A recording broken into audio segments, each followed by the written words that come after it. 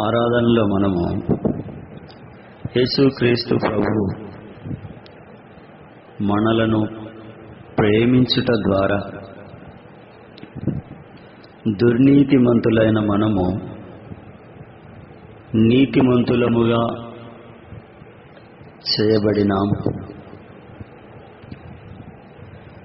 ఫలితంగా మన జీవితంలోకి దుఃఖము, నిట్టూర్పు, పాపం వల్ల కలిగిన శాపం నుండి విడుదల పొందిన అమూల్యమైన, ప్రశస్తమైన, నిర్దోషమైన గొర్రెపిల్ల రక్తం చేత కడగబడి ఆశ్చర్యకరుడు, ఆలోచనకర్త, నిత్యుడగు దేవుని పేరు పెట్టబడి నీతిమంతులముగా చేయబడిన ఆనంద తైలంతో అభిషేకించబడిన దేవుని స్వరూపంలోకి దినదినము మార్చబడుతూ ఉన్నాం. యేసుక్రీస్తు ప్రభు నామం పేరట సర్వశక్తి గల దేవుణ్ణి సమీపించడానికి అక్షయము, వాడబారని రక్షణ అలంకారాలు ఉచితంగా మనకు ఇవ్వబడినాయి. కృతజ్ఞతాస్తుతుల చేత దేవుని ప్రేమను యేసుక్రీస్తు ప్రభు ద్వారా మనము మరలా మన కొరకు రానయ్యున్న ప్రభువును ఆరాధిస్తూ వచ్చినాం. దుర్నీతిమంతులైన మనను నీతిమంతులుగా చేసినాడు. దుఃఖము నుండి ఆనందంలోకి తీసుకొచ్చినాడు. ఉచితంగా రక్షణ అలంకారాలను ధరింపజేసినాడు. ఆనంద తైలముతో అభిషేకించి ఆరాధికులుగా మనల్ని చేసినాడు. అట్టి ప్రభువును మనము మన పెదవులతో, హృదయముతో, నోటితో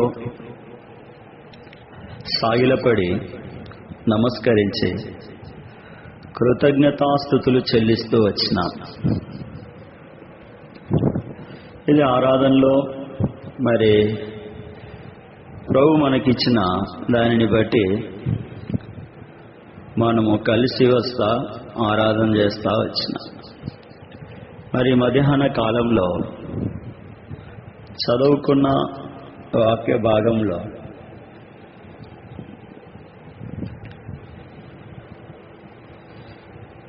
విశ్వాసము, మత్తయి సువార్త 7వ అధ్యాయంలో మనం చదువుతా వచ్చినాం కొన్ని వాక్య భాగాలను. 17వ అధ్యాయము 17వ వచనం. అందుకు యేసు, విశ్వాసము లేని వారలారా, మీతో నేను ఎంతకాలము ఉందును, ఎంతవరకు మిమ్మును సహింతును, వానిని నా యొద్దకు తీసుకొని రండి అని చెప్పాను. దయ్యం పట్టిన బాలుణ్ణి యేసుక్రీస్తు ప్రభువే స్వయంగా స్వస్థపరిచినారు. శిష్యుల దగ్గరికి వచ్చినారు. మరి వారు ఆ చాంద్ర రోగి అయి మరి అగ్నిలో, నీళ్ళలో తరచుగా పడివేస్తూ ఉన్న ఆ దయ్యం నుండి మరి శిష్యులు విడిపించలేకపోయినారు. మనము ఎన్నోసార్లు పెద్ద పెద్ద మరి వర్తమానికులు విశ్వాసం గురించి చెప్పినప్పుడు మనం విన్నాం. మనలో కొందరు విశ్వాసంతో జీవిస్తూ ఉన్నారు. విశ్వాసమే శ్వాసగా మరి అనుదిన జీవితాన్ని ఆరంభిస్తూ ముగిస్తూ ఉన్నారు. విశ్వాసమునకు కర్త, దాన్ని కొనసాగించువాడైన యేసుక్రీస్తు వైపు చూచుచూ ఆయన రాక కొరకై వేచి ఉన్నారు. విశ్వాసం గురించి మనం ఎన్నో వర్తమానాలు విన్నాం. అయితే ఈ మధ్యాహ్న కాలంలో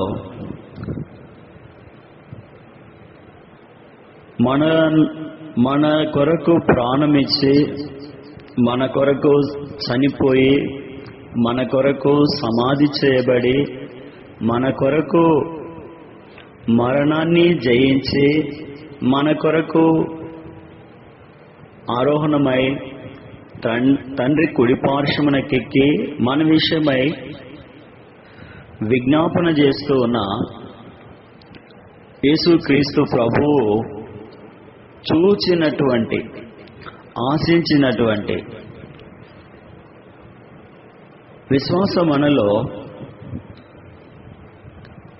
ఆయన కనుగొనలేకపోతూ ఉన్నాడు. ఏదో ఒక సందర్భంలో ఎక్కడో ఒక చోట, నా మట్టుకైతే పలుమార్లు, మీలాగా కాదు, పలుమార్లు విశ్వాసాన్ని విడిచి నష్టపోయి ఏడ్చి క్షమాపణ కోరుకున్న సంఘటనలు చాలా ఉన్నాయి. యేసుక్రీస్తు ప్రభువుతో మనము నిత్యము ఉండడానికి, యేసుక్రీస్తు ప్రభువుతో నడుస్తూ ఉన్నాము, మనం ఆయనతో ఉన్నాము అనడానికి గుర్తే విశ్వాసం.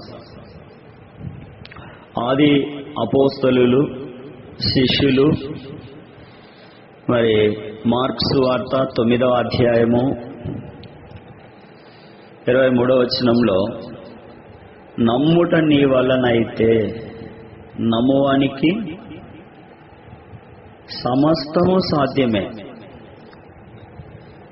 మరి శిష్యులను విశ్వాసులని పిలవడం మనము వాక్యంలో చూస్తాం. యేసు ప్రభువే అన్నాడు కదా, నమ్ముట నీ వలన అయితే. దేవుని మీద సంపూర్ణంగా ఆధారపడమే విశ్వాసం. ఆదికాండం 1వ అధ్యాయము 2వ అధ్యాయము మనము చదువుతా వస్తే, ఆదాము అవలు పాపం చేసినప్పుడు దేవునిపై ఆధారపడము మాని తనపై తానే ఆధారపడడం ఆరంభించింది. అది వారి విశ్వాసం. దేవునిపైన ఆధారపడి దేవునిపైన నమ్మకం ఉంచడం అనేది మనకు అక్కడ కనిపించింది. దేవుడు విశ్వాసానికి, నమ్మికకు అంతటి ఆధిక్యత, ప్రాధాన్యత ఇచ్చినాడు. దేవునితో సంబంధాన్ని మనం పునఃస్థాపించాలి అంటే, కొనసాగించాలి అంటే, ఆ కొనసాగించే మార్గం పేరే విశ్వాసం. దేవునిపైన ఆధారపడడం, దేవునిపైన నమ్మకం ఉంచడం, దీన్ని విశ్వాసం అంటారు. నేను ఆయన గురించి చెప్పేంత అని కాదు. బక్సీ అంకులు మరి ప్రతి విషయానికి చెప్తూ ఉంటే, మరి పుస్తకాల్లో రాసినారు, అవి చదివినప్పుడు తెలుసుకున్నాను, వినటం ద్వారా కూడా తెలుసుకున్నాను. ప్రతి విషయానికి మరి దేవునిపై ఆధారపడినాడు. ప్రతి విషయానికి కనుక అన్నీ మరి కొనసాగింపబడుతూ వచ్చినాయి. నేడు కొనసాగింపబడకపోవడానికి కారణం మనలో లేనిది, బక్సీ అంకుల్లో ఉన్నది విశ్వాసం. కష్టము అనేది నేను అనుకుంటాను బక్సీ అంకుల్ డైరీలో లేదు, ఆయన ఆలోచనలో లేదు. ఎందుకంటే యేసుక్రీస్తు ప్రభువును ఆయన నిత్యము కలిగి ఉన్నాడు. యేసుక్రీస్తు ప్రభుతో నిత్యము కలిసి నడిచినాడు. యేసుక్రీస్తు ప్రభువుతో ఆలోచన కలిగి ఉన్నాడు, విశ్వాసం కలిగి ఉన్నాడు. కనుక అది చిన్న కూడిక అయినా పెద్ద కూడిక అయినా మరి ఏదైనా అందులో ప్రభువే మహిమపరచబడుతూ వచ్చినాడు. కొన్ని వర్తమానాలు మనం వింటూ ఉన్నాం. బక్సీ అంకుల్ చెప్పినటువంటి వర్తమానాలు కొందరు రికార్డ్ చేసినారు అప్పట్లో. వాటిని యూట్యూబ్లో అప్లోడ్ చేస్తూ ఉన్నారు, చేసినారు. వాటిని మనం వింటూ ఉంటాం. మీ కొరకు ప్రభు సిద్ధపరిచిన స్వాస్థ్యాన్ని మీరు స్వతంత్రించుకోండి. చూడండి ఎంత పరలోక సంబంధమైనటువంటి మాట. ఎవరు కూడా మీ స్వాస్థ్యాన్ని విడిచి వెళ్ళకూడదు. తప్పకుండా మీ స్వాస్థ్యం మీ కొరకు దేవుడు సిద్ధపరిచిన స్వాస్థ్యం. అంతకు మునుపే ఆయన విశ్వాసము ప్రభు మీద ఉండింది. ప్రభు ఆ పని చేయడానికి నేను అనుకుంటాను తన యొక్క వ్యూహిత సైన్యాన్ని పంపిస్తూ వచ్చినాడు. సైన్యములకు అధిపతియగు యెహోవా అని మనం వాక్యంలో చదువుతా వస్తా ఉన్నాం, చూస్తూ ఉన్నాం. ఆ దేవుని పైన ఈయన ఆధారపడినాడు, నమ్మిక ఉంచినాడు, విశ్వాసం ఉంచినాడు, కొనసాగించినాడు, మన ముందు ఉంచినాడు. దేవుడే తన సైన్యాన్ని పంపి పని జరిగిస్తూ వచ్చినాడు. ఆశ్చర్యం అనిపిస్తుంది. అది వాళ్ళు ఎట్లా చేయగలిగినారు? దేవుడు చేసినాడు. దేవునితో సంబంధాన్ని మనం కొనసాగించాలి అంటే, దేవునితో మనం కలిసి నడవాలి అంటే మనకు దేవునితో కూడా నడిచాను. విశ్వాస వీరుల జాబితాలో మనం చూస్తాం. నోహు నడిచి, అబ్రహాం, మోషే, ప్రకటన గ్రంథంలో చివరిలో యోహాను గారు. ఎవరి దగ్గరికి చూసినా మనకు కనిపించేది వారిలో విశ్వాసమే. అల్ప విశ్వాసం కాదు, అది దృఢమైన విశ్వాసం, కార్య సాధకమైన విశ్వాసం. కార్య ఆరంభం కాదు, కార్య అంతం. అనంతుడైన దేవునిపై అచంచలమైన విశ్వాసం.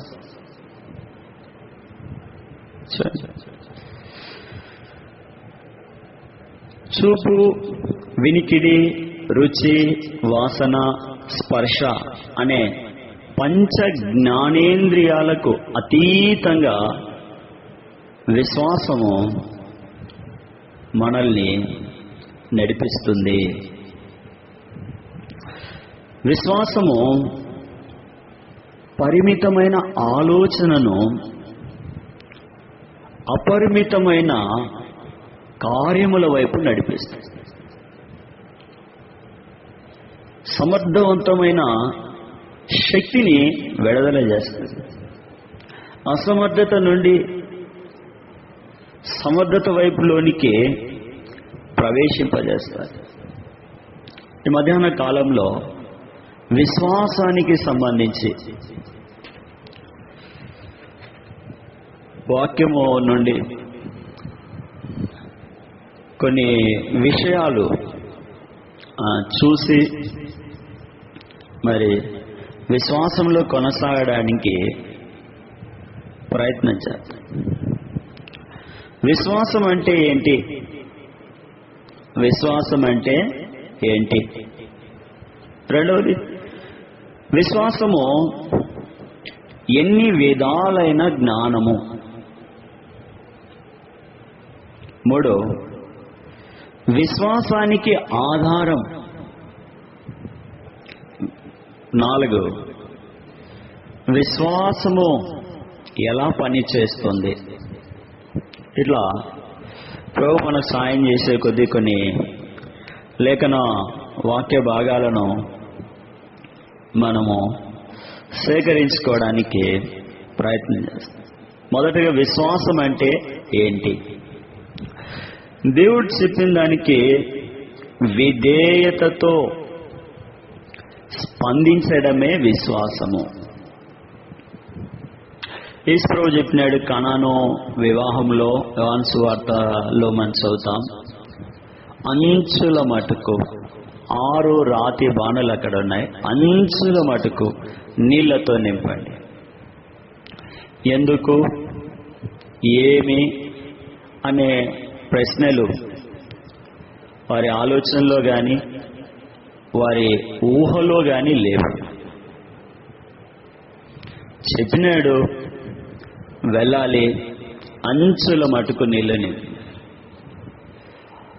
అవి తీసుకెళ్ళి మరి సర్వ్ చేస్తూ ఉన్నప్పుడు రుచికరమైన, ఆరోగ్యకరమైన, సంతోషభరితమైన, క్షేమకరమైన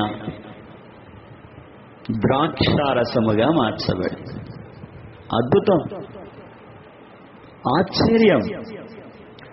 విశ్వాసం అనే మార్గంలో కాదేది కష్టము, జరగదు అనేది అక్కడ మనకు కనిపించదు. ఫుల్ఫిల్, పూర్తి చేయబడుతుంది. విధేయతతో, నమ్మికతో స్పందించడమే, నమ్మడమే, అనుసరించడమే. అప్పుడప్పుడు అంటూ ఉంటాం కదా, బ్లైండ్గా వెళ్ళిపోవడమే. అంతే. వాక్యం చదివినాం, ఆ వాక్యం మనతో మాట్లాడుతూ ఉంది, పట్టుకొని వెళ్ళిపోవడమే. అదే స్పందన.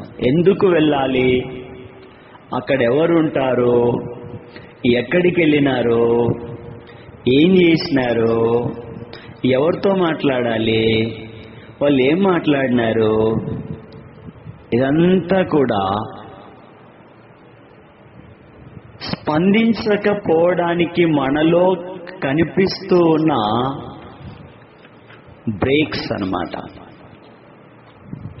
పగలగొట్టే, చెదరగొట్టే, విడగొట్టే తంత్రాలు ఇవన్నీ. నిజమైన విశ్వాసం ఏం చేస్తుంది, లోబడుతుంది, నడిపిస్తుంది, నెమ్మదినిస్తుంది, సమాధానమిస్తుంది, చేసేటటువంటి మనస్సును కలగజేస్తుంది.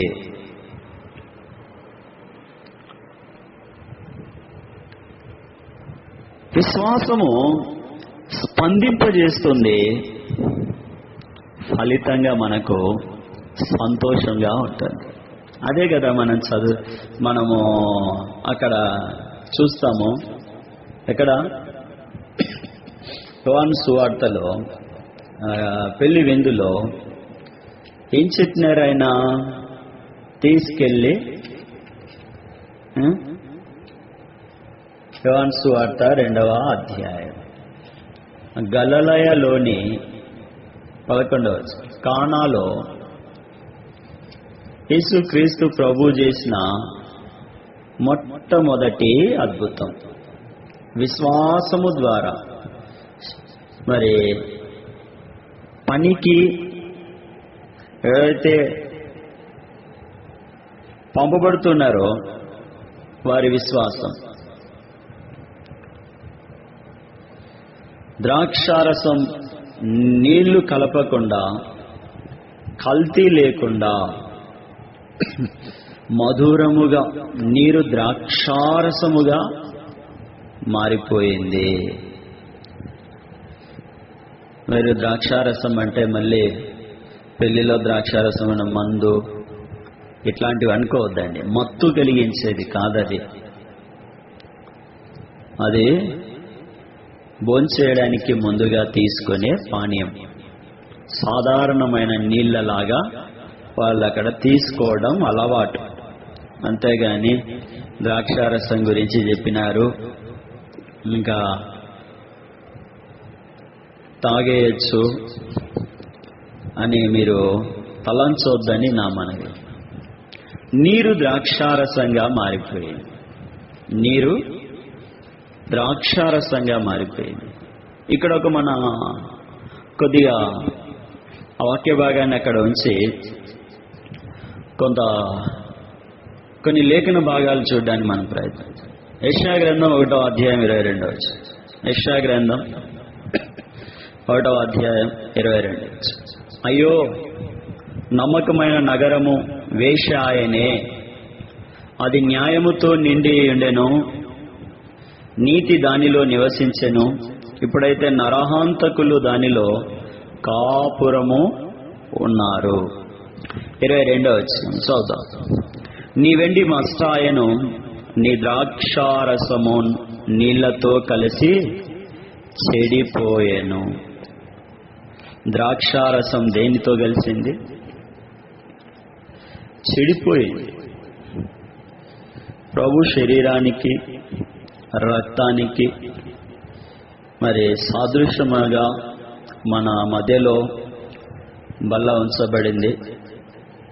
బలలో పాలు పొందుట కొరకై మనము ప్రభువును ఆరాధించి మరి ఇక్కడికి వచ్చినాం, సాగిలపడ్డాం, ప్రభువును ఆరాధించినాం. శ్రేష్టమైన ద్రాక్షావల్లిగా మనల్ని ఆయన చేసినాడు. అయితే ఇప్పుడు ఈ ద్రాక్షారసం చెడిపోయింది. ఎందుకు చెడిపోయింది? ఎందుకు చెడిపోయింది? చదవండి, అక్కడ ఉంది కదా, నీళ్లతో కలిసి. మొక్కలన్నీ ఒక మీటింగ్ పెట్టుకున్నాయట, మన మీద ఎవరు రాజు ఉంటారు అని ఉంది కదా వాక్యంలో. ఆ మొక్కలన్నీ వెళ్ళి ద్రాక్షావల్లి నీవు మా మీద రాజుగా ఉండి మరి పెత్తనం చేస్తావా అంటే, ద్రాక్షావల్లి అనిందంట, దేవునిని మనుషులను సంతోషపెట్టేటమే నా పని. నేను చేయబడింది దేవునిని మనుషులను సంతోషపెట్టుట కొరకే, అంతే నా పని. నేను ఆ ఎక్స్ట్రా కన్సర్న్ తీసుకోలేను, చేయలేను. అదే మనల్ని గిన అడిగితే అడగాలే కానీ మనం రెడీగా తయారై ఉన్నాం. కమిటీలని మనం రెడీగా ఉన్నాం. చూడండి, ద్రాక్షారసము చెడిపోవడానికి, దేవుని సంతోషపెట్టే జీవితం, సంతోషాన్ని కలిగించే జీవితం, బాధలను మరిపించే ఆ ద్రాక్ష యొక్క స్వభావం అంతే కదా. మధురముగా ఉండవలసిన ఈ ద్రాక్షారసం ఏమైపోయింది? నీళ్లతో కలిసి చెడిపోయింది, చేదైపోయింది. బుక్కావాని తైలంలో ఏం పడింది? చచ్చిన ఈగ ఏమైతుంది? చెడిపోయింది, పాడైపోయింది. ఇప్పుడు అది ఎవరు బాగు చేయాలా? అది ఎలా బాగవుతుంది? నీళ్లతో కలిసిపోవడం వల్ల నీటి యొక్క గుణం ఏంటి, నీటి యొక్క స్వభావం ఏంటో మనకు తెలుసు కదా. చంచలమైనటువంటిది, స్థిరత్వం ఉండదు. స్థిరత్వము లేనిది, అలాంటి గుణం కలిగినటువంటిది నీరు. ఆకారం లేదు, ఒక చోట ఉండదు, పల్లం ఎక్కడైతే అక్కడికి వెళ్ళిపోతా ఉంటది. మనం కూడా, మన ఆలోచనలు కూడా, మన తీరు, మన యొక్క విధానం కూడా ఎట్లా ఉంటుందంటే, మన నమ్మిక, మన విశ్వాసం అంతా యేసుక్రీస్తు ప్రభువుకు వెలపట్టే. ఎక్కడ సహాయం దొరుకుతుందా, ఎవరు అనేది అటువైపే మనం వెళ్ళిపోతూ ఉంటాం. లోక సంబంధమైన వాటి మనుషులను చూసుకుంటా వెళ్ళిపోతాం. వారు ప్రభువుని నమ్మి ఉండొచ్చు, అయినా వారి మీదే మనం దేవుని పైన ఆధారపడాలి కదా, దేవుని పైన కదా నమ్మిక ఉంచాల్సింది. నీ ద్రాక్షారసము నీళ్లతో కలిసి చెడిపోయాను, నీళ్లతో కలిసి చెడిపోయింది. పరిశుద్ధంగా ప్రత్యేకపరచబడిన జీవితం, అనేకులను దేవుని వైపు నడిపించాల్సినటువంటి సాక్ష్యం కలిగిన జీవితం. అయితే మనల్ని చూసి మనము చెడిపోవటను బట్టి, మనము కలిసిపోవుటను బట్టి, ఇంకా వాక్యము సామెతల గ్రంథంలో మహాజ్ఞాని రాసినాడు, ఒకని ఎదుట సరిగా కనపడే మార్గం వానికి కనిపిస్తా ఉంది. అయితే తుదకు అది నాశనమునకు నడిపించును. పరిశుద్ధంగా ఉన్నాను, నేను కల్తీలో లేను, నేను యథార్థంగా ఉన్నాను, నేను ముక్కుసూటిగా ఉన్నాను, నేను అని ఒక ఆయన చెప్పినాడు. ఏమనంటే, పుట్టుడు 6 అడుగులు ఉన్నాడని అనుకున్నాడు, లెక్క వేసుకున్నాడంట. ఆయన చేతులు కాళ్ళు పుట్టిగానే ఉంటాయి కదా, ఆ కాళ్ళతో కొలుచుకున్నాడు. కొలిస్తే 6 అడుగులు అనుకున్నాడు. నేను అందరికన్నా హైట్. ఇట్లా నన్ను నేనే, మనల్ని మనమే చూసుకుంటే నలుగురిలోకి వచ్చినప్పుడు, దేవుని వాక్యం దగ్గరికి వచ్చినప్పుడు, మన కొరకు చిందించబడిన నిర్దోషమైన పరిశుద్ధమైన నిరపరాధి యొక్క రక్తం అది. మరి మనము అపరాధులము. మాటి మాటికి విశ్వాసాన్ని విడిచి అపనమ్మికతో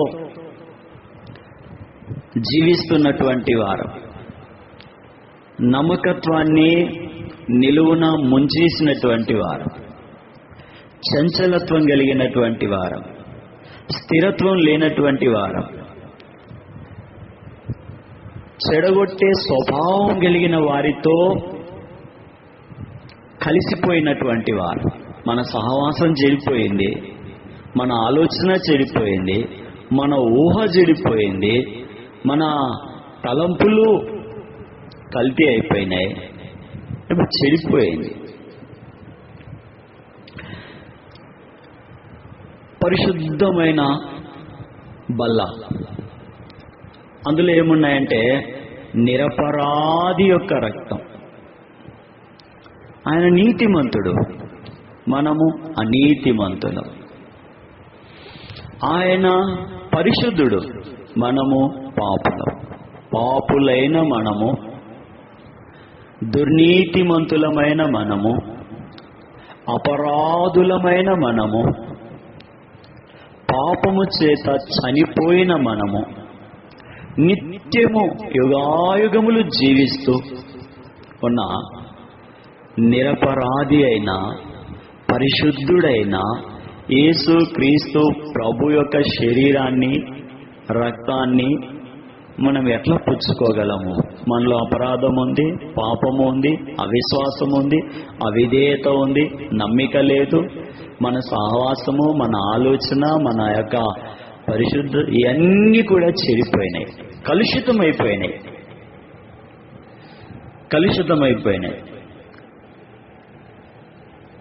కాబట్టి మన రక్షణలోనికి నీళ్ళు వచ్చి చేరిపోయినాయి.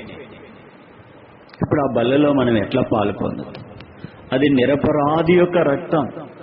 ఏమన్నాడు ఆయన? నిరపరాధిని అప్పగించి నేను పాపము చేసి తినని ఆ రూకలు అక్కడ పడేసి వెళ్ళి ఉరిపోసుకొని చనిపోయినాడు. ఒక నిరపరాధి యొక్క రక్తము భూమిలో నుండి మొరపెడతా ఉంది దేవునికి. కయీను విషయంలో హెబేలు యొక్క రక్తం, హెబేలు కంటే శ్రేష్ఠుడైన యేసు క్రీస్తు ప్రభు యొక్క రక్తం మన మీద మరి శిక్షించడానికి మొరపెట్టడం లేదు. మనలో మార్పు, మనము ఆయనతో సహవాసం చేయడానికి, మనము యేసు క్రీస్తు ప్రభునందు నమ్మిక ఉంచి పరిశుద్ధమైన జీవితం జీవించడానికి ఆ నిరపరాధి యొక్క రక్తం మనల్ని ఆహ్వానిస్తోంది. కనుక ఈ మధ్యాహ్న కాలంలో చంచలుడవై, అపవిత్రుడవై, మరి అపరాధము చేత మరి నీళ్లతో కలిసిపోయి చెడిపోయిన జీవితాన్ని మరలా ప్రభు సమకూర్చడానికి ఇష్టపడతా ఉన్నాడు. వివాదాలు ఎన్ని ఉన్నా వాటన్నిటినీ పరిష్కరించడానికి దేవుడు కోరుతా ఉన్నాడు. రక్షణ పాత్రలోనికి వచ్చిన నీటిని తొలగించి మధురమైన ద్రాక్షారసముగా దేవుని సంతోషపరిచే ప్రార్థన జీవితం కలిగి ఉండాలని కోరుతా ఉన్నాడు. బదులైపోయిన బలిపీఠాన్ని మరలా నిర్మించాలని దేవుడు ఆశిస్తా ఉన్నాడు. చూడండి, ఈ నీళ్ళలోనికి ఏమొచ్చింది అంటే, నా ద్రాక్షారసంలోనికి ఏమొచ్చింది? నీళ్లు రావడం వల్ల ఏమైంది? అది చెడిపోయింది. నీళ్లు రావటం వల్ల ఏమైపోయింది? చెడిపోయింది.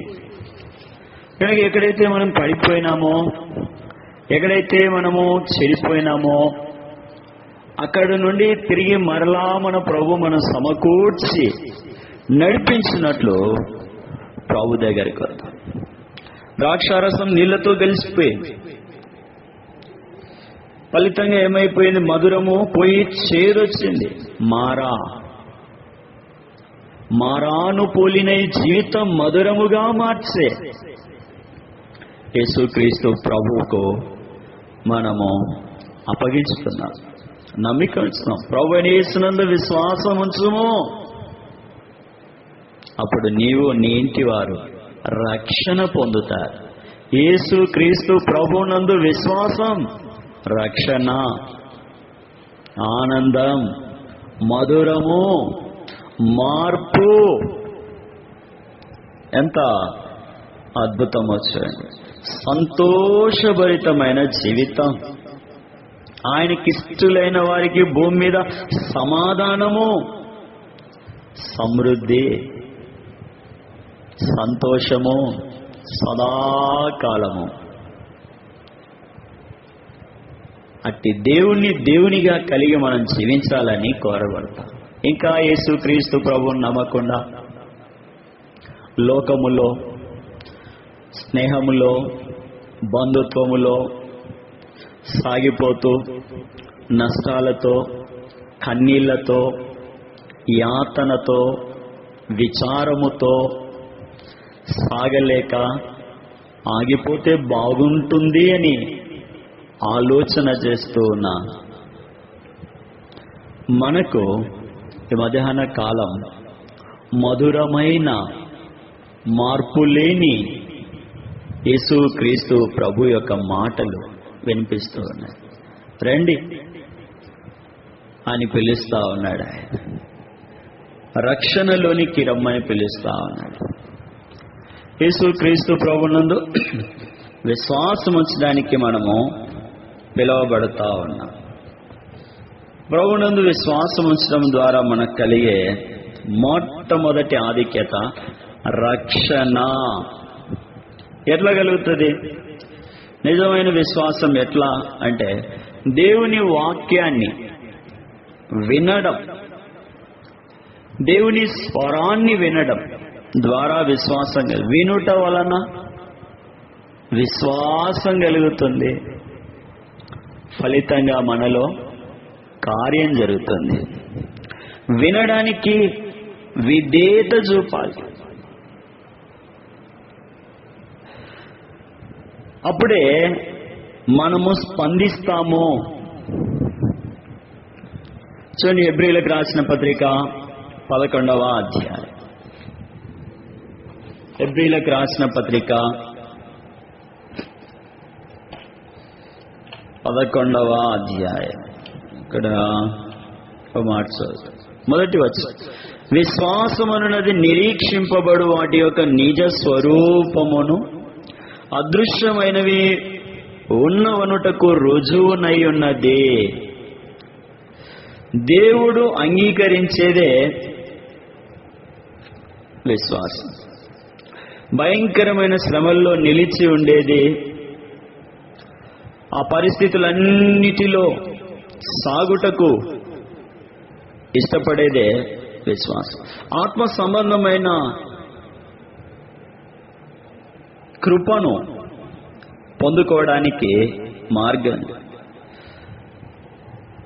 ఆ వ్యక్తిగా, కుటుంబంగా, సంఘంగా, మాటల్లో నిబ్బరం కలిగి, గట్టి నమ్మిక కలిగి ఉండడమే విశ్వాసం. దేవునిలో విశ్వాసం అంటే మనలో మనమే నమ్ముకోవడం మాని ఆయన్ని నమ్మడం. మనము పరిమితమైన వారం, దేవుడు అపరిమితుడు. మన జ్ఞానం పరిమితం, దేవుని జ్ఞానం అపరిమితం. అపరిమితమైన జ్ఞానముపై ఆధారపడడం ఆనందాన్ని ఇస్తుంది. మన జ్ఞానం పైన, మన సామర్థ్యం పైన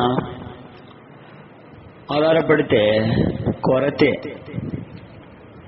ఫలితం చింతే, అంతం విషాదం. అపరిమితుడు, అద్వితీయుడు, మీలో ఎవరికైనా జ్ఞానం కదా నన్ను అడగండి. ఆయన మీద ఆధారపడుట మరి శ్రేష్టము అని చెప్పబడతా. కొరింథీకి రాసిన మొదటి పత్రిక, కొరింథీకి రాసిన మొదటి పత్రిక 2వ అధ్యాయం. కొరింథీకి రాసిన మొదటి పత్రిక 2వ అధ్యాయము 4వ వచనం నుండి చదువు. మీ విశ్వాసం మనుషుల జ్ఞానమును ఆధారము చేసి కొనక దేవుని శక్తిని ఆధారం చేసుకుని ఉండవలనని నేను మాటలాడినను, సువార్త ప్రకటించినను, జ్ఞానయుక్తమైన తీయని మాటలను వినియోగింపక పరిశుద్ధాత్మయు దేవుని శక్తియు కనబరచు దృష్టాంతములనే వినియోగించి తిని. అలాగే 8వ వచనం, అది లోకాధికారులలో ఎవనికిని తెలియదు, అది వారికి తెలిసి ఉండిన ఎడల మహిమాస్వరూపియగు ప్రభువును సిలువ వేయకపోయి యుందురు. 16వ వచనం కూడా, ప్రభు మనసు ఎరిగి ఆయనకు బోధింపగల వాడెవడు? మనమైతే క్రీస్తు మనస్సు కలిగిన వారు. క్రీస్తు యేసున కలిగిన ఈ మనస్సు, నమ్మిక ఉంచే మనసు ఆయన. మనల్ని ఎన్నిసార్లు నమ్మలేదు చెప్పండి? ప్రార్థన చేసిన ప్రతిసారి ఆయన మనల్ని నమ్మినాడు, సాయం చేసినాడు. మరి మనం ఏం చేసినాం? మన దగ్గరే నేర్చుకోవాలి ఎట్లా నమ్మక ద్రోహం చేయాలో. మన దగ్గర నేర్చుకుంటే వాళ్ళకి మంచి డిగ్రీ వస్తుంది. అలాంటి అపనమ్మకం, అవిశ్వాసం మనలో పుష్కలంగా ఉన్నాయి కదా. ప్రభువా నన్ను క్షమించు, నేను పరీక్షలకు వెళ్తున్నాను, ఆ పరీక్షల్లో మంచి ర్యాంక్ వచ్చి మంచి ప్లేస్మెంట్ లభించి అక్కడ నేను సెటిల్ అయ్యి ఆ తర్వాత కొనసాగించినాం ప్రార్థన. ఆ తర్వాత ఏమైంది? దేవుడు నమ్మినాడు, విశ్వాసము ఇచ్చినాడు, కొనసాగింపజేసినాడు, ఆ స్థలంలో ఉంచినాడు, ఆ సీటు ఇచ్చినాడు. ఇప్పుడు నాకు దేవుడిచ్చినాడని చెప్పుకుంటున్నా లేదే? దేవునికి మహిమ ఏమన్నా లేదు. విశ్వాసం అంటే దేవుని శక్తిని ఆధారము చేసుకోవడం. అదే పౌలు ఇక్కడ చెప్తా ఉన్నాడు. విశ్వాసం అంటే దేవుని శక్తిని, దేవుని జ్ఞానాన్ని ఆధారం చేసుకోవడం. మన శక్తిని, మన జ్ఞానాన్ని ఆధారం చేసుకోవడం కాదు. ఇక్కడ ఇంద్రియ జ్ఞానము, సామాన్య మానవుని జ్ఞానం అంతా కూడా మరి పంచ జ్ఞానేంద్రియాలైన దృష్టి, వినికిడి, రుచి, వాసన, స్పర్శ ద్వారా కలుగుతాయి. మానవ జ్ఞానము మాని పరిమితమైన జ్ఞానాన్ని విడిచి అపరిమితమైన దేవుని జ్ఞానంపై ఆధారపడాలనేది వాక్యం చెప్తాం. చూడండి, కొరింథీకి రాసిన 2వ పత్రిక 5వ అధ్యాయం. కొరింథీకి రాసిన 2వ పత్రిక 5వ అధ్యాయం 6వ వచనం. 5వ అధ్యాయం 6వ వచనం. వెలిచూపు వలన కాక విశ్వాసం వలననే నడుచుకొనుచున్నాం. చూచే వాటిని బట్టి కాకుండా దేన్ని బట్టి నడుచుకుంటూ ఉన్నాను? విశ్వాసమును బట్టి నడుచుకొనుచున్నాను. వెలిచూపు విశ్వాసం వలననే, విశ్వాసం వలన. మరి మనం దేన్ని బట్టి నడుచుకుంటూ? క్రీస్తు న్యాయపీఠం ఉంది, విశ్వాసులకు తీర్పు ఉంది. ఎందుకనగా తాను జరిగించిన క్రియల చొప్పున అవి మంచివైనను సరే చెడ్డవైనను సరే దేహంతో జరిగించిన ప్రతి వాటి ఫలమును ప్రతి వాడును పొందినట్లు మనమందరం క్రీస్తు న్యాయపీఠం ఎదుట ప్రత్యక్షము కావలయును. క్రీస్తు న్యాయపీఠము ఎదుట ఒక దినాన విశ్వాసులు లెక్క అప్పగించాలనేది వాక్యం చెప్తాం. దేహంలో చేసిన వాటన్నిటికీ అవి మంచివైనా చెడ్డవైనా వాటన్నిటికీ కూడా తీర్పు ఉంది. విశ్వాసి తీర్పు. విశ్వాసులందరికీ యేసు క్రీస్తు ప్రభు యొక్క రక్తమందు విశ్వాసం వచ్చిన అందరికీ కూడా తీర్పు ఉంటుంది, మినహాయింపు ఉండదు. రోమీలకు రాసిన పత్రిక 14. రోమీలకు రాసిన పత్రిక 14వ అధ్యాయము 12వ వచనం. 11-12. నా తోడు ప్రతి మోకాలు నా ఎదుట వంగును, ప్రతి నాలుకే దేవుని స్తుతించునని ప్రభువు చెప్పుచున్నాడని రాయబడి ఉన్నది. గనక మనలో ప్రతి వాడును తను గురించి దేవునికి లెక్క ఒప్పగింపవలెను. కాగా మనం ఇక మీదట ఒకరినొకరు తీర్పు తీర్చుకుందుము. ఇరియుగాక సహోదరునికి అడ్డమైనను ఆటంకమైనను కలగజేయకుందుమని మీరు నిశ్చయించుకొనుడి. సహజముగా ఏదియు నిషిద్ధము కాదని నేను ప్రభువైన యేసునందు ఎరిగి రూఢిగా నమ్ముచున్నాను. అయితే ఏదైనాను నిషిద్ధమని ఎంచుకుని వానికి అది నిషిద్ధం. చూడండి, ఇక్కడ ఆ మాట మనం చదువుకుంటా ముందుకు వెళ్ళిపోయినాం. కాగా మనం ఇక మీదట ఒకనికొకడు తీర్పు తీర్చుకుందాం. ఇదియుగాక సహోదరునికి అడ్డమైనను ఆటంకమైనను కలగజేయకుందుమని మీరు నిశ్చయించుకొనుడి. అంతే. 3వ అధ్యాయం కొరింథీయులకు రాసిన మొదటి పత్రిక 3వ అధ్యాయం 12వ వచనం 13, 12, 13. ఎవడైనా ఈ పునాది మీద బంగారం, వెండి, వెలగల రాళ్ళు, కర్ర, గడ్డి, కొయ్యకాలు మొదలైన వాటితో కట్టినట్ల వాని వాని పని కనబడును. ఆ దినము దానిని తేటపరచును, అది అగ్ని చేత బయలుపరచబడును. మరియు వాని వాని పని ఎట్టిదో దానిని అగ్నియే పరీక్షించును. ఏముంది? అగ్ని వేస్తే తెలిసిపోతుంది. అంతే. అగ్ని వేస్తే తెలిసిపోతుంది, కాలిపోతుంది, అంత బూడిదైపోతుంది. అదే వెలగల రాళ్ళ కట్టినారనుకో, పునాది మీద ఒకటి కట్టిన పని నిలిచిందనుకో, అది నిజమైంది. ఆయన కడుతూ ఉన్నాడు, మనము మరి నమ్మిక ఉంచి కొనసాగాలి. లెక్క అప్పగించాల్సిన రోజు ఉంది కనుక మనం ఎవరికి ఎట్టి ఆటంకం కలిగించకుండా మన విశ్వాసాన్ని కాపాడుకుంటూ మనం ముందుకు సాగాలి. విశ్వాసములో ఉన్నటువంటి జ్ఞానము దైవికమైంది. మన జ్ఞానం అయితే నష్టమే. అగ్ని వేస్తే, శ్రమలు వస్తే, పరీక్షలు వస్తే ఎవరి పంచ చేరతాం? ఎవరి పంచ చేరతామో ఆలోచించు.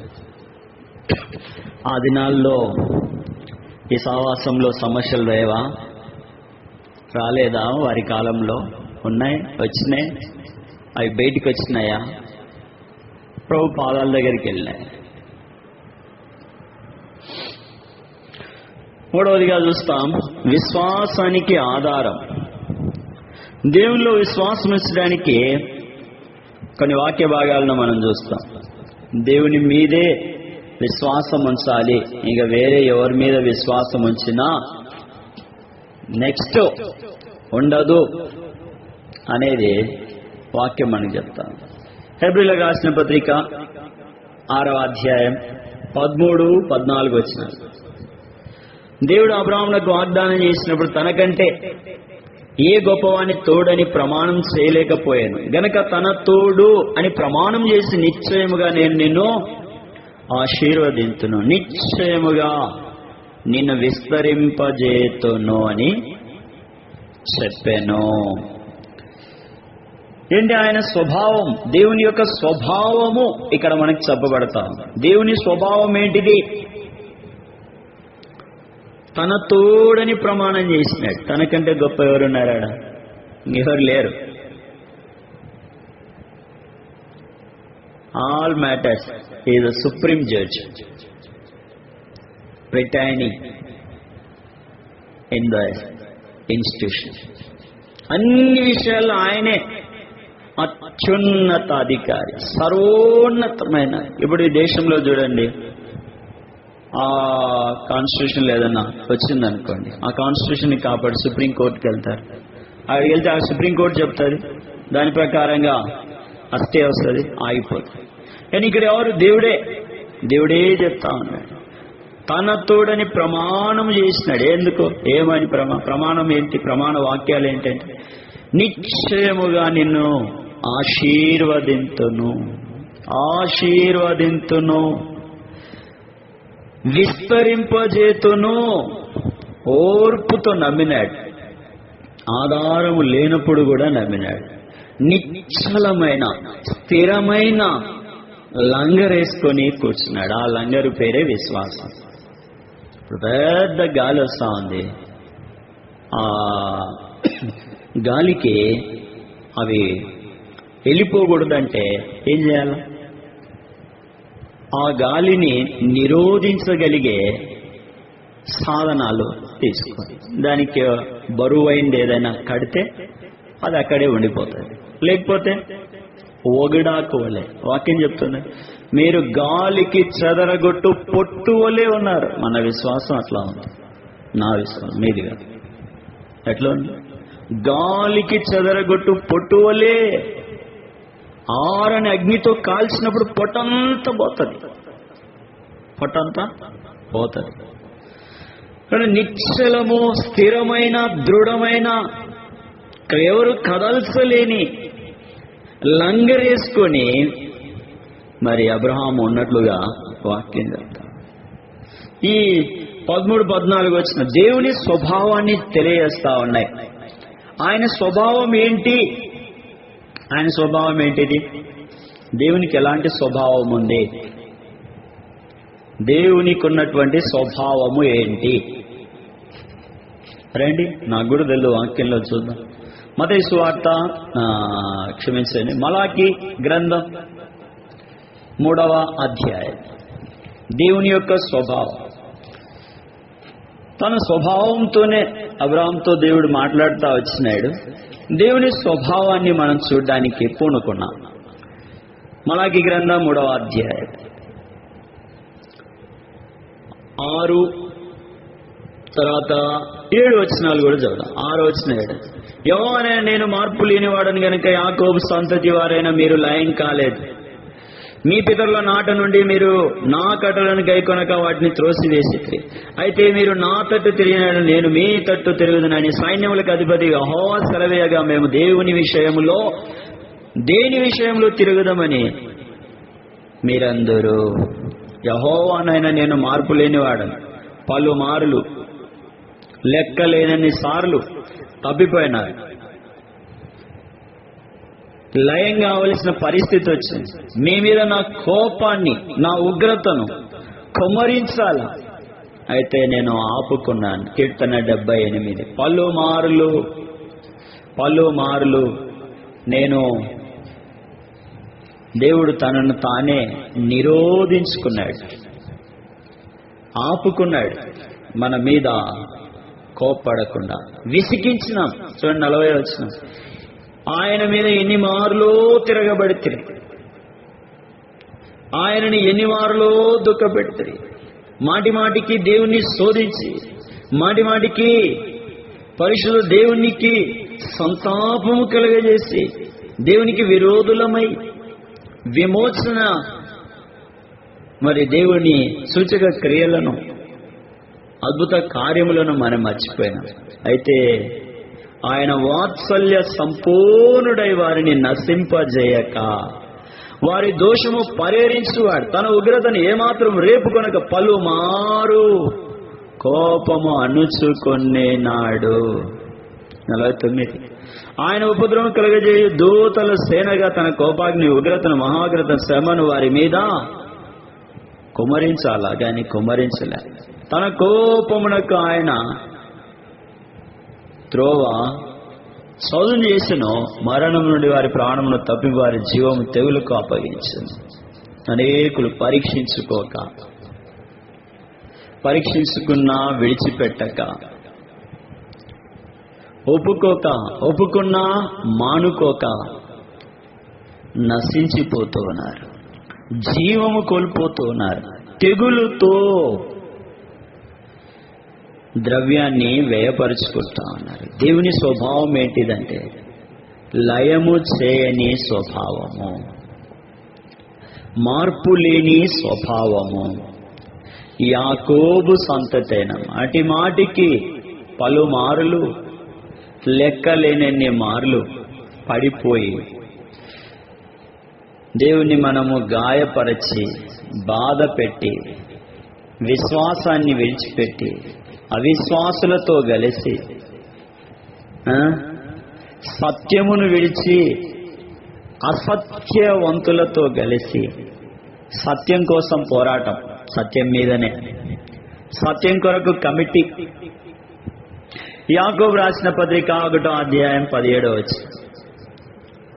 శ్రేష్టమైన ప్రతి సంపూర్ణమైన ప్రతి వరమును పర సంబంధమైన జ్యోతిర్మయుడు తండ్రి వద్ద నుండి వచ్చును. ఆయనని ఏ చంచలత్వమైన గమనాగమనముల వలన కలుగు ఏ ఛాయ అయినను లేదు. ఇది దేవుని స్వభావము. ఆయన మార్పు లేనివాడు, మార్చుకోడు, మాట ఇచ్చి తప్పిపోడు. ఆయన వైఫల్యము చెందలేదు, ఆయనకు అసాధ్యము లేదు, ఆయనకు సమస్తము సాధ్యమే. చూడండి, ఆయన ఏమైనా మారినాడా? సైతాన్ వచ్చినాడు, చెప్పినాడు, అంతా వచ్చేసింది, తర్వాత మర్చిపోయినాడా? మర్చిపోడు. ఆయన మానుకోడు, విడిచిపెట్టడు. యోబు గ్రంథం 42వ అధ్యాయం అనుకుంటా. యోబు గ్రంథం చూడండి, 42వ అధ్యాయం, 42వ అధ్యాయము 42 2వ వచనం. నీవు సమస్త క్రియలను చేయగలవనియు నీవు ఉద్దేశించిన ఏది నిష్ఫలము కానేరదనియు నేనిప్పుడు తెలుసుకొంటిని. ఇంతవరకు జ్ఞానము లేని మాటలతో ఆలోచనలతో మిమ్మను బాధ పెట్టి తిని నా జీవితమును నిరర్ధకము చేసుకొంటిని. విమోచన లేనివాడనై, బుద్ధి లేనివాడనై, బుద్ధి జ్ఞానము లేని కంచెర గాడిద వలె నేను ప్రవర్తించి తిని. దేవుని స్వభావము మార్పు లేనిది, దేవుని స్వభావము వైఫల్యము చెందనిది. దేవుని స్వభావము ఇంకా రండి, సంఖ్యాకాండము. దేవుని స్వభావం ఎలాంటిది, ఎట్టిది అంటే మార్పు లేనిది, లయము చేయనటువంటిది, తను తానే నిలవరించుకొని వాత్సల్యపూర్ణుడై మనలను సమకూర్చి సమభూమిలో నిలుపునది. దేవుని స్వభావం ఎట్టిదంటే వైఫల్యము చెందనటువంటిది, దేవుని. ఇంకా దేవుని స్వభావం గురించి చూడడానికి మనం ముందుకెళ్తూ ఉన్నాం. సంఖ్యాకాండం 23వ అధ్యాయము 19వ వచనం. దేవుడు అబద్ధమాడుటకు ఆయన మానవుడు కాడు, పశ్చాత్తాపడుటకు ఆయన నరమాత్రుడు కాడు. ఆయన చెప్పి చేయకుండానా, ఆయన మాట ఇచ్చి స్థాపింపకుండానా. ఏందన్నా ఇంత జరుగుతానే దేవుడు మౌనంగా ఉన్నాడు? అవకాశం ఇచ్చినాడు.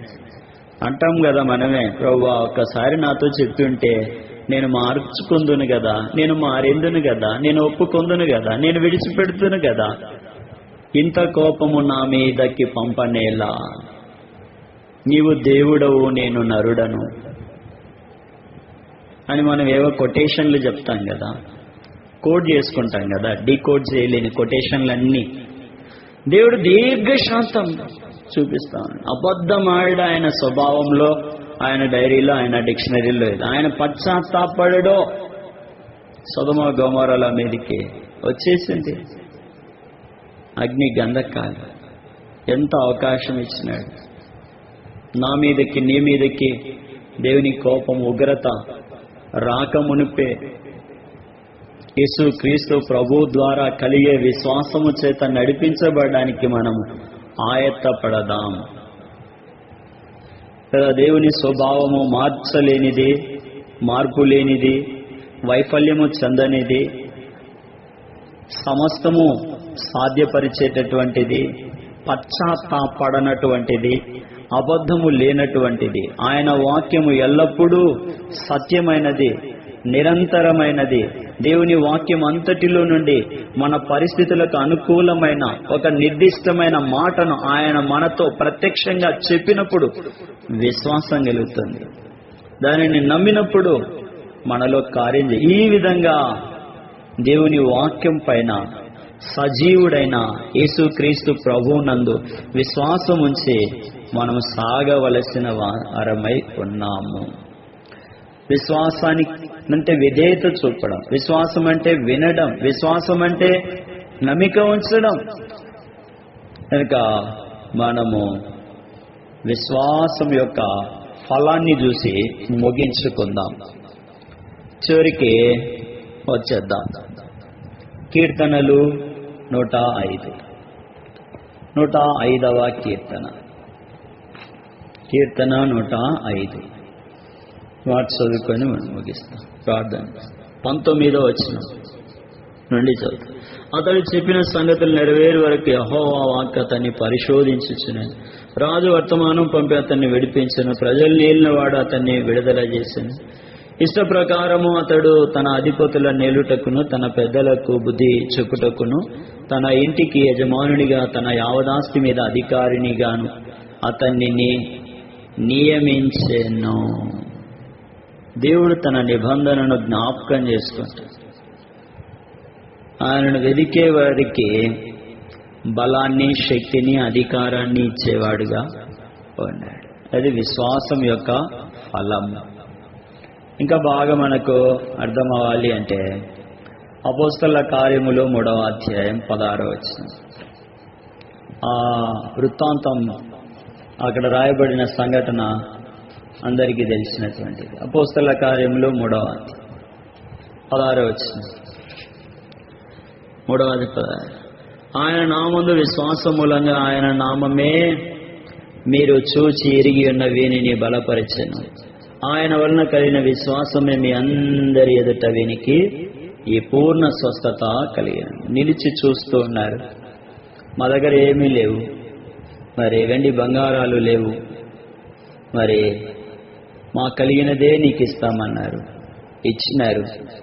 పూర్ణమైన స్వస్థత, నో డాట్, సంపూర్ణమైన స్వస్థత కలిగి మరి దేవుని ఇంటికి వెళ్ళి దేవుని మీద నమ్మిక ఉంచి దేవునితో కొనసాగించినట్లుగా మనకు ఆజ్ఞించారు. ఈ మధ్యాహ్న కాలంలో దేవుని వాక్యము నుండి మనము విశ్వాసము గురించి కొంత నేర్చుకోవడానికి మనము ఆరంభించినాం. విశ్వాసం అంటే ఏంటి? విశ్వాసంలో ఉన్న జ్ఞానాన్ని, విశ్వాసానికి ఆధారమైన యేసుక్రీస్తు ప్రభువును, విశ్వాసం యొక్క ఫలాన్ని, మరి దేవుని యొక్క స్వభావాన్ని కొంతవరకు మనము మరి వెతికే ప్రయత్నం చేసినాం. దేవుడు దానిని మన వెనుకిడిలో కొనసాగించినట్టు ప్రార్థన.